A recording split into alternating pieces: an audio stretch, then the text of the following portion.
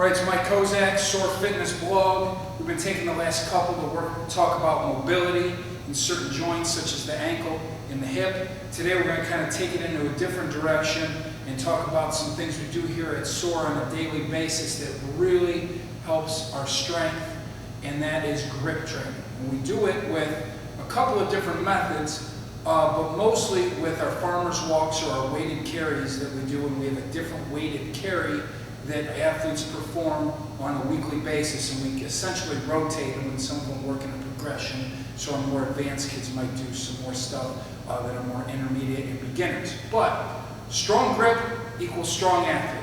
It's that simple. So we're always preaching a strong grip, and I got some implements behind me, a kettlebell, and this right here is actually one of our farmer's walking handles.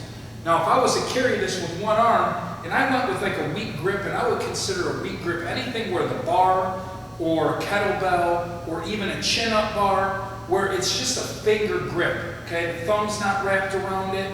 You know, the meaty part of the hand is not squeezing. I always tell kids you want to squeeze the bar like you're trying to squeeze juice out of it.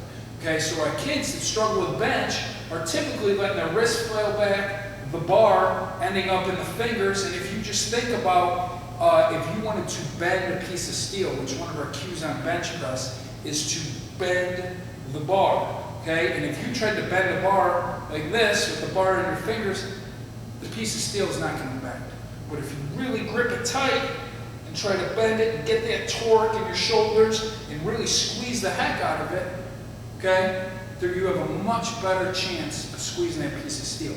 So the transfer from our farmer's walks into our strength training is extremely important, because if I let a kid take this kettlebell right here and walk with it in a weak grip in his fingers, we're just promoting weak grip. We want to take it and squeeze it hard. Okay, and if we do a one-arm carry, we want it to look like I'm carrying something on the other side, even though I'm not. And I'm squeezing it for back here, squeezing it as hard as I can with my hand. So even when we go to do kettlebell swings, we got the same thing. My hands are gripping the shit out of this handle. Okay, pardon my French.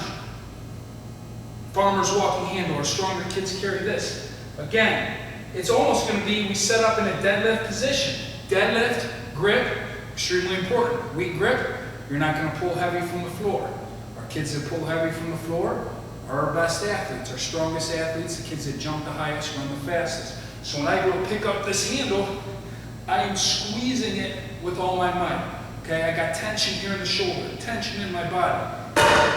And the strong grip creates tension as well. Okay, weak grip, very little tension, not much strength. Strong grip, more tension, more strength. Pretty simple. So farmer's walks, even if you don't have a handle like this or kettlebells, carry dumbbells. Find something that you can squeeze, and even if you don't have room to walk, just stand and hold it. Excellent grip training. Okay, so if you're trying to improve your strength in the weight room, I highly encourage you to start doing some farmer's walks, some weighted carries, and some grip training. Dedicate 2 to 3 minutes of it, a couple times a week. It will pay off in the long run for you.